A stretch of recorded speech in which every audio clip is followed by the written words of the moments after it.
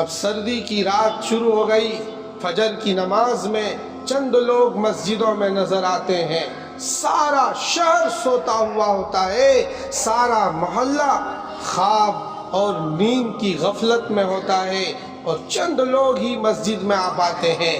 آپ سے گزارش ہے کہ مسجد میں آؤ اور نماز جو اللہ نے ہمارے اور تمہارے اوپر فرض کیا ہے اس نماز کو زندہ کرو، اسے قائم کرو۔ ہم ایمان والے ہیں، ہماری ذمہ داری ہے کہ نمازوں کا ہم اہتمام کریں۔ یہ کمائی کے اوقات، یہ دنیا، یہ رات، یہ بیڈ، کتنے بیڈ یوں ہی سونے میں رہ کر اس کو دیمک نے کھا لیا، اور انسان اس دنیا سے چل بسا۔ یہ کمبل کوئی اور اوڑھے گا، یہ لحاف کسی اور کے حوالے ہونے والا ہے، یہ بیڈ روم کسی اور کے حوالے ہونے والا ہے، یہ ہیٹر اور گیزر کا انتظام کسی اور کے حوالے ہونے والا ہے۔ یہ ہمیشہ کے لیے ہم تم دنیا میں نہیں ہیں، اس لیے ہمیں اس کی طرف سوچنے کی ضرورت ہے۔ اللہ نے ہمیں زندگی دی ہے، اللہ کے حکموں کو پورا کرنے کے لیے، اللہ تعالیٰ کو منانے کے لیے، اللہ کو راضی کرنے کے لیے ہمیں ادھر تو آنا ہی پڑے گا۔ اگر ہم ادھر نہیں آئے تو پھر دوسرا راستہ بہت ہی پرخطر ہے، بہت ہی سنگین ہے، بہت ہی خطرناک ہے۔ اس راستے پر چل کر کامیابی نہیں ہے، ذلت ہی ذلت۔ اس راستے پر اللہ تبارک و تعالی نے ذلت ہی ذلت رکھی ہے، اس لیے اس ذلت سے بچنا ہوگا، اس ذلت والی گھڑی سے بچنا ہوگا۔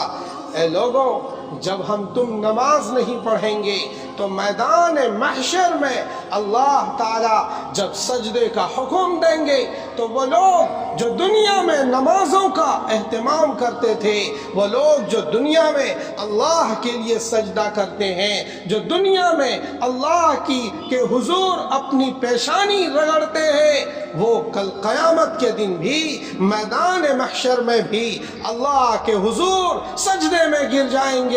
لیکن وہ لوگ جو دنیا میں نمازیں نہیں پڑھتے، جو دنیا میں سجدے نہیں کرتے، جو اللہ کے حکم کو پورا نہیں کرتے، اس کی کمر کو اللہ تعالیٰ تختہ بنا دیں گے۔ وہ جھکنا چاہیں گے، وہ جھک نہ پائیں گے، مارے شرم کے ان کی نگاہیں نیچی ہوں گی۔ اللہ کے دربار میں اسے نماز کی بھی توفیق نہ ملے گی، اللہ کے دربار میں اسے سجدے کا شعور بھی اللہ تعالیٰ نہ دے گا، اس کی کمر کو اللہ تعالیٰ تختہ بنا دے گا۔ جب ساری انسانیت، سارے اہل ایمان، سارے ایمان والے بندے اللہ کے حضور سجدے میں چلے جائیں گے، تب یہ لوگ نظارہ ہی دیکھتے رہ جائیں گے، مارے شرم کے نگاہیں نیچی ہوں گی۔ اے کاش کہ میں دنیا میں نماز پڑھ لیتا تو آج مجھے ذلت نہ اٹھانی پڑتی، اے کاش کہ میں جمعے میں ہی آ جاتا، اے کاش کہ میں پنجگانہ نماز ہی پڑھ لیتا تو آج یہ ذلت کا سامنا ہمیں نہ کرنا پڑتا۔ اس لیے اس ذلت سے بچو، اس ذلت سے بچو۔ دنیا میں تھوڑی سی ذلت ہوتی ہے تو کیسے چرمرا جاتے ہو، دنیا میں تھوڑی سی ذلت ہمارے اوپر آتی ہے تو کیسے ہم سر چھپاتے ہیں۔ جب دنیا میں ہمارے اوپر ذلت کے حالات بنتے ہیں تو ہم بھاگے پھرتے ہیں اپنی عزت بچانے کے لیے، ذلت کو ہٹانے کے لیے کتنی تگودو اور محنت کرنے لگتے ہیں۔ اس دن تو کوئی موقع ہی نہ ہوگا، ذلیل ہو کر اللہ دکھائے گا کہ یہ ذلیلوں کی جماعت ہے، یہ عزت داروں کی جماعت ہے، یہ نمازیوں کی جماعت ہے، یہ بے نمازیوں کی جماعت ہے، یہ حرام کھانے والوں کی جماعت ہے، یہ حلال کمانے والوں کی جماعت ہے، یہ اللہ کے حضور اللہ کی اطاعت کرنے والوں کی جماعت ہے، یہ اللہ کے نافرمانوں کی جماعت ہے۔ یہ اللہ کلیئر کر کے دکھائے گا۔ اس لیے ہمیں نمازوں کا اہتمام کرنا ہوگا۔ نماز میرے رسول کی آنکھوں کی ٹھنڈک ہے، نماز میرے رسول کے میرے رسول کی آنکھوں کی ٹھنڈک ہے، اس لیے نماز کی طرف آؤ، نماز کی طرف آؤ۔ یہ رسول نے بارہا اپنی امت کو، اپنے صحابہ کو، عمر کو، ابو بکر کو، عثمان و علی کو، حیدر کرار کو، حسنین کو، عبد الرحمن بن عوف کو، بلال اور عمار بن یاسر کو، سب کو بٹھا کر یہ سمجھایا نمازوں کا اہتمام ضروری ہے۔ نماز اللہ نے ہمارے اور آپ کے اوپر فرض فرمایا ہے۔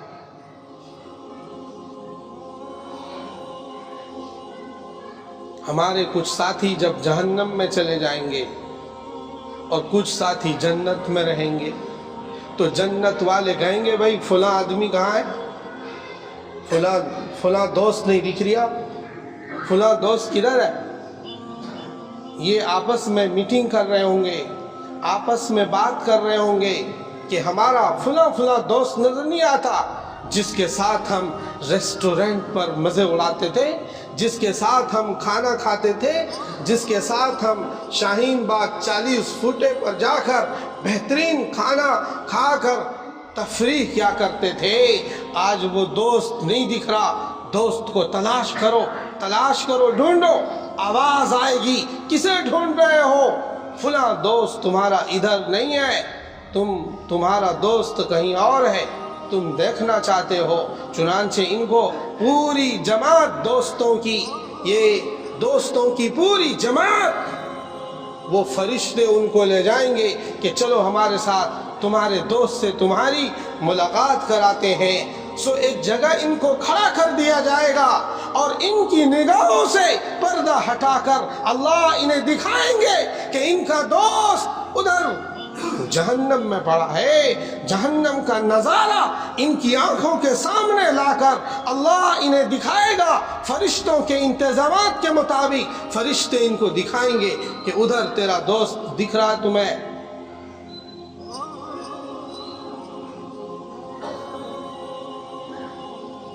وہ دوست کہے گا ان سے کہ تم ادھر کیسے آ گئے؟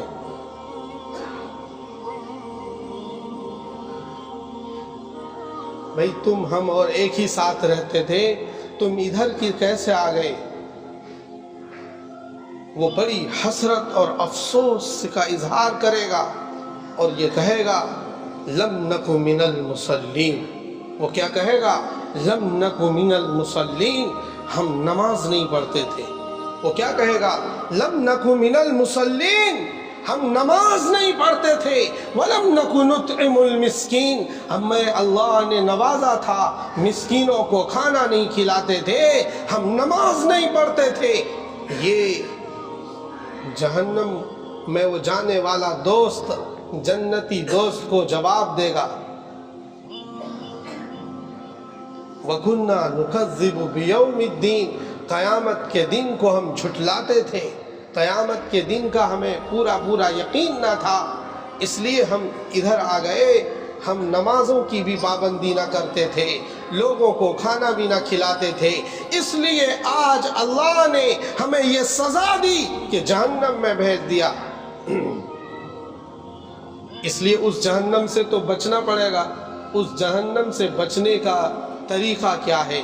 آسان طریقہ ہے اللہ کے حکموں کو ماننا، اللہ کے بتائے ہوئے طریقے جو رسول پاک صلی اللہ تعالی علیہ وسلم نے بتایا، محبوب دو عالم حضرت محمد مصطفیٰ صلی اللہ تعالی علیہ وسلم نے جو راستہ ہمیں دیا، اس راستے پر چلیں گے اللہ اس جہنم سے ہمیں بچا دے گا، اس جہنم کے عذاب سے اللہ تعالی ہمیں محفوظ فرمائے گا۔ اور اگر ہم نے کوشش نہ کی تو پھر ادھر ہی جانا پڑے گا۔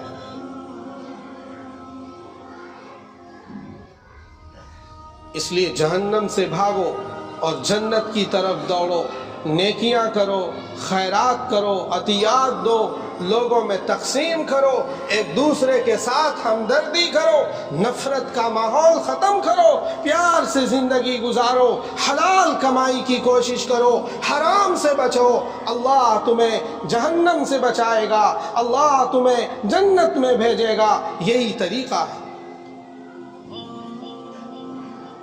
اور اگر ہم یوں ہی رہے लापरवाह की तरह जिंदगी गुजार दी, गाफिल लोगों की तरह जिंदगी गुजार दी, गाफिल लोगों की तरह हम रहे, हमने कोई फिक्र नहीं की।